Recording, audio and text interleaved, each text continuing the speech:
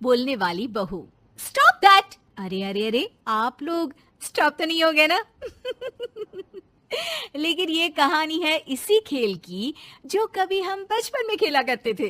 बैठी रहती है सारा दिन पत्थर की तरह। अरे पत्थर भी कभी कभी हिल लिया करता है। तू भी कभी कोई काम कर लिया कर बहू। मैं तो बहू नहीं भैंस ले आई हूँ। नीता सारा दिन घर का काम करती, कमर टूट जाती जब वो रात में बिस्तर में आराम करने के लिए लेटती। लेकिन मजाल है सास की, जो उसके काम की कभी झूठे मुंह भी तारीफ कर दे। हम लोग नसीब वाले हैं नीता बिटिया, जो तेरे जैसी बहू हम लोगों को मिली। पिताजी, यही आपका प्यार है जिसके कारण मैं इस घर में टिकी हुई हूँ। पर पता नहीं सासू माँ को मैं क्यों नहीं अच्छी लगती। अब तो 2 साल हो गए हैं शादी को। 2 साल में तू ये सवाल कर रही है? यहाँ मुझे 30 साल हो गए बिटिया। पता नहीं तेरी सास मुझे भी क्यों पसंद नहीं करती। फिर क्या, दोनों ससुर बहू खूब ठहाका लगा लगा कर हंसते हैं।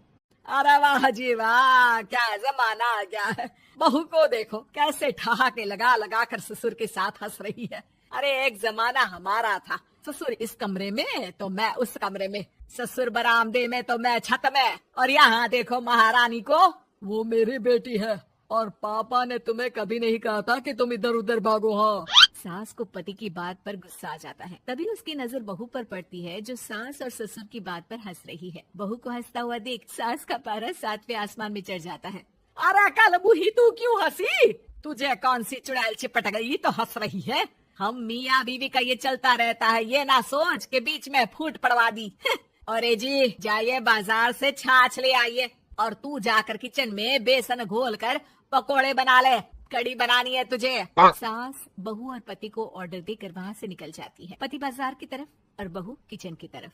हाँ, सारा काम हो गया, अब बस आराम से टीवी देखूं। उधर सास, कड़ी खाने का बिल्कुल मन नहीं था, लेकिन जब ये लड़की खी खी करके दांत दिखाती है तो गुस्सा आ जाता है। लगता है कि मुंह नोच लूं इसका। तभी सास के कान में बहू के जोर जोर से हंसने की आवाज आती है। सास का पारा फिर 7वें आसमान में चला जाता है। सास कमरे में जाती है जहाँ बहू टीवी में सीरियल देख रही होती है।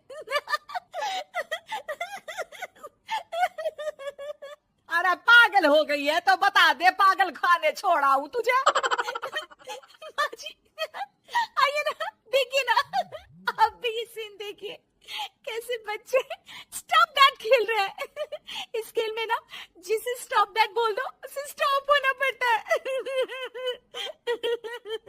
हाँ हाँ, बहुत खेला है मैंने भी इसे बचपन में। कोई इतने भी पुराने लोग नहीं है हम। हाँ, काश सासू माँ मैं भी ये खेल खेल पाती। सास को बहू की इस बात पर गुस्सा आ जाता है। यहाँ तो सारा घर फैला पड़ा है, रात के खाने की कोई तैयारी नहीं, और मैडम स्टॉप दैट खेलेंगी। हाँ, अरे चल जाकर छत धो। बेचारी बहू जो अभी तक टीवी पर ठहाका मार रही थी, झाड़ू लेकर छत पर पहुँच जाती है। खुले आसमान के नीचे बहू भगवान की तरफ देखकर कहती है, हे भगवान, ये तो बता दो कैसे मेरे अंदर भी कोई क्वालिटी आएगी जिससे देखो जब देखो कुछ न कुछ सुनाकर निकल जाता है।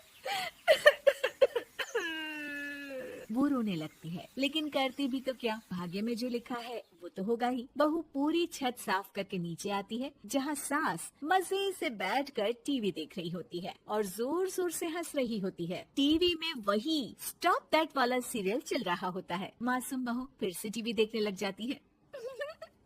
कितना मजेदार गेम है। सास को फिर बहू पर गुस्सा आ जाता है। अरे उसे तो बहू के हंसने की आवाज ही चुभती है। तुझे स्टॉप दैट खेलने का बहुत मन कर रहा है ना? मुझे बोल स्टॉप दैट, अब बोल स्टॉप दैट, बोल बोल। नहीं नहीं माँ जी, कैसी बात कर रही हैं? अच्छा तो फिर हंस क्यों रही है?